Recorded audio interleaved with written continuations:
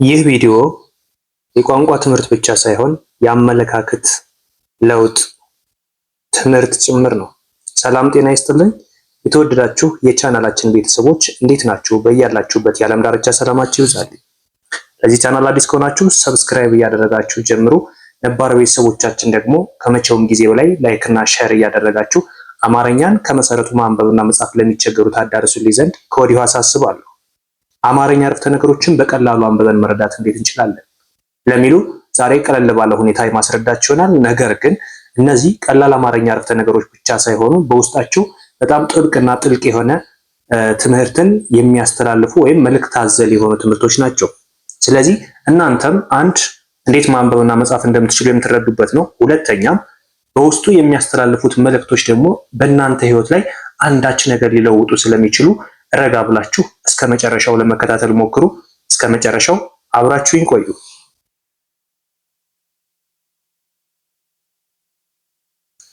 አንድን አረፍተ ነገር ለማንበብ መጀመሪያ ማድረግ ያለብን ነገር ምንድነው? ጀማሪዎች ከሆናችሁ ከፊደላት ጀምራችሁ በውስጥ መስመር መማር ትችላላችሁ። ከዚህ ከታች በማስቀምጥላችሁ ስልክ በኢሞ፣ በዋትስአፕ፣ በቴሌግራም አናግሩኝ። በሳምንት 5 ቀን ከሰኞ እስከ ዓርብ እናስተምራችኋለን። እንዲሁም ደግሞ እየሞከራችሁ ያላችሁ ፊደላትን ችላችሁ አገጣጥማችሁ ለማንበብ ሙከራ ላይ ያላችሁ ልጆች ካላችሁ በቀላሉ እንዴት እንደምታነቡ ነግራችኋለሁ። ስለዚህ እናንተ አንድን ቃል ወይም አረፍተ ነገር አገጣጥማችሁ ለማንበብ ማድረግ ያለባችሁ ነገር የመጀመሪያ ነው ፊደላቱን የተሰጣችሁን ቃል በፊደላት ደረጃ ማንበብ መቻል አለባችሁ። ያ ማለት ለምሳሌ እዚህ ጋር ያለው ቃል እንደምታዩት ሁሌም አይደለም የሚለው ሁሌም ነው። ቃሉ ሁሌም ነው። ነገር ስነጣጥለው ሁሌም ይላል። ስለዚህ መጀመሪያ ፊደላቱን ቆጥረን ማንበብ መቻል አለብን። ከዛ ውጭ ግን በቀላሉ ማንበብ አንችልም። ስናነብ ምን ማድረግ አለብን? ፊደላትን ቆጥረን ማንበብ መቻል አለብን።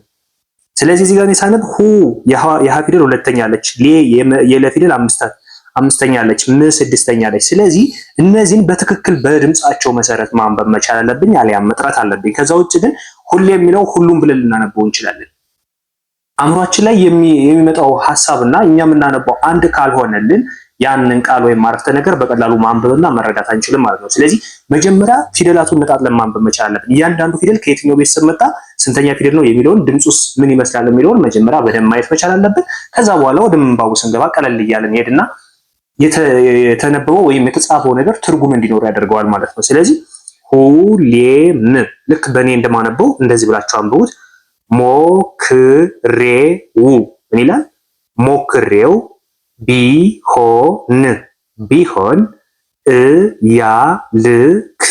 እያልክ ከመቆጨት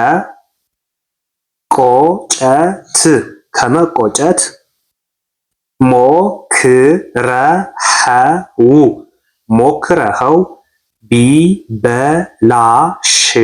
ቢበላሽ ይሻላል።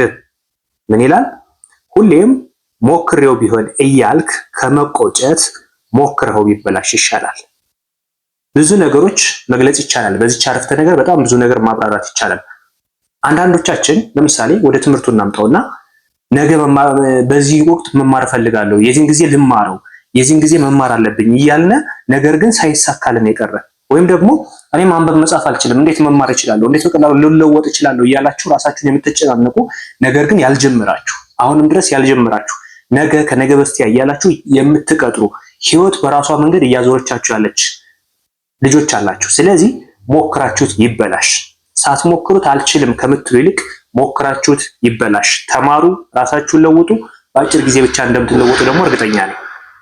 ስለዚህ ምን ልላችሁ ፈልጌ ነው፣ ሳትሞክሩት አልችልም አትበሉ። የትኛውንም ነገር ትምህርትም ይሁን ማንኛውንም ነገር ሳትሞክሩት አልችልም አትበሉ። ሞክራችሁት ይበላሽ። ሁለተኛ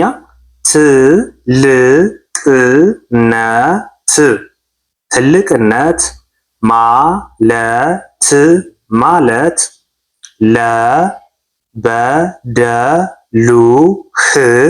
ለበደሉህ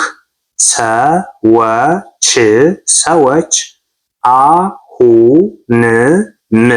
አሁንም ድረስ ቅን ማሰብ ነው። ምንድነው የሚለው? አሁን የአነባብ ስልቱን በደንብ ተከተሉኝ።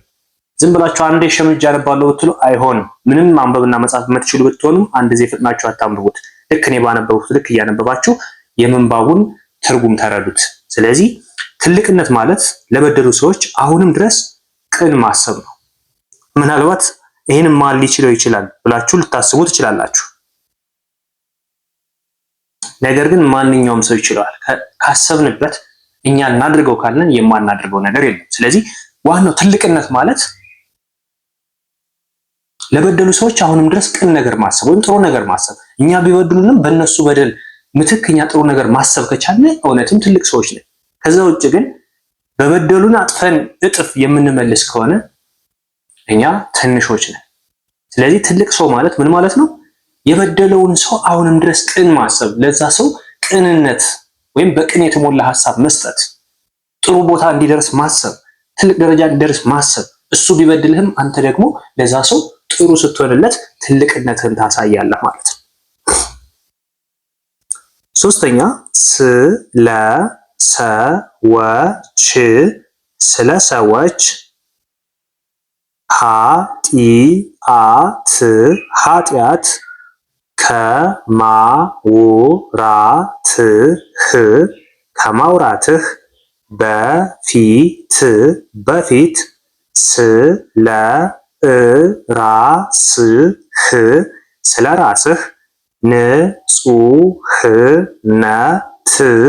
ንጹህነት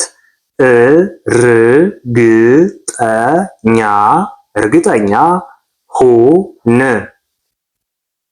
ስለ ሰዎች ኃጢአት ከማውራት በፊት ስለ ራስህ ንጹህነት እርግጠኛ ሁን። ስንቶቻችን ከኔ ጀምሮ ራሳችንን ሳይሆን የሰውን ኃጢአት ነው የምንመለከተው? ምንድነው የሚባል አባባል አለ፣ የራስህን ትልቁን ጉድፍ ሳታወጣ የሰዎችን ጉድፍ አትመልከት ነው ምን የሚባል አባባል አለና ስለ ሰዎች ኃጢአት ከማውራታችን በፊት ስለ ራሳችን ንጽህነት ማረጋገጥ መቻል አለብን። እኛ ምን ያህል ንጹህ ሆነን ነው ሰዎች የምናማቸው? እኛ ምን ያህል ንጹህ ሆነን ነው በሰዎች ላይ የምንፈርደው? ስለዚህ በማንኛውም ሁኔታ መጀመሪያ ራሳችንን ማጽናት ወይም ማጽዳት መቻል አለብን። ከዛ በኋላ ነው በሰዎች ላይ ልንፈርድ የሚገባው።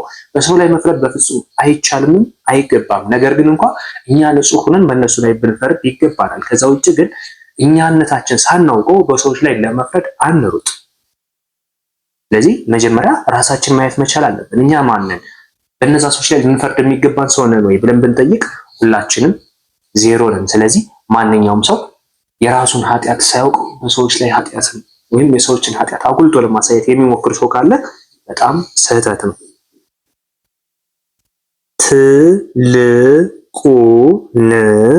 ትልቁን ክስረት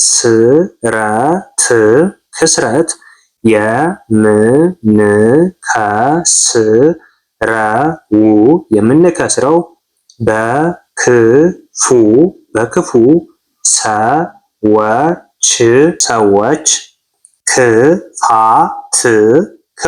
በክፉ ሰዎች ክፋት ምክንያት እኛም ክፉ ስንሆን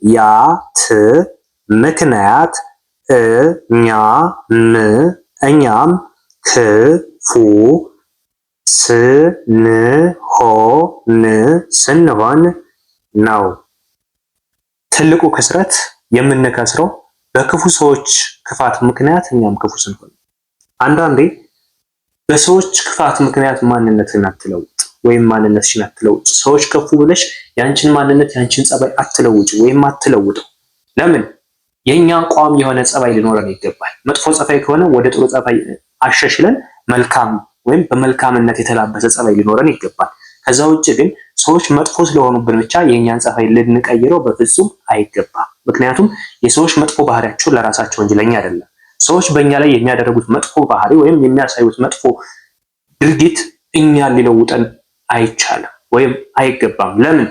እኛ በመልካምነት ወይም በጥሩነት እየተራመድን እያለ የሰዎች መጥፎነት ለአንድ ቀን አላፊ እስከሆነ ድረስ በእነሱ ምክንያት የኛን ጸባይ ልንቀያይረው ወይም ልንለውጠው አይገባም። ስለዚህ ትልቁ ስህተታችን ወይም ክስረታችን በሰዎች መጥፎ ምክንያት እኛም መጥፎ ስንሆን ነው። ስለዚህ ከመክሰር ወይም ደግሞ ራሳችን ከመለወጥ በመልካም ባህሪያችን መዝለቅ ታማኝነት ነው። ለሰዎችም ይሁን ለራሳችን በጣም ትልቅ ጥቅም ይኖረዋል። ስለዚህ ሰዎች ምንም ያህል ቢከፉብህ ወይም ቢከፉብሽ ሰዎች እንደዚህ ያደረጉ ብለሽ ያንቺን ባህሪ ልትለውጪው አይገባም፣ ወይም ያንተን ባህሪ ልትለውጠው አይገባም። አንተ ነህ፣ ሰዎችን አይደለም። ስለዚህ እኔ ራሴን ነው ሊገልጸኝ የሚችለው እንጂ የከሌን አይደለም። እኔ ዓለሙን ልገልጸው አልችልም። እኔ እኔነቴን ነው የምገልጸው አይደለ? ስለዚህ በዚህ መሰረት እናንተ በሌሎች መጥፎ ሰዎች ምክንያት ማንነታችሁን ወይም ጸባያችሁን አትቀይሩ። ማንበብና መጻፍ የተቸገራችሁ ሁሉ በሳምንት 5 ቀን በኦንላይን እያስተማርን እንገኛለን። ከጠዋቱ 12 ሰዓት እስከ ሌሊቱ 6 ሰዓት በኢትዮጵያ ባላችሁበት ሆናችሁ በኢሞ፣ በዋትስአፕ፣ በቴሌግራም ትምህርቱን መከታተል ትችላላችሁ። ቀለል ባለ ሁኔታ እናስተምራችኋለን። አብራችሁ ስለነበራችሁ ከልብ አመሰግናለሁ። በሌላ ክላስ ከምንገናኝ መልካም ጊዜ ይሁንላችሁ።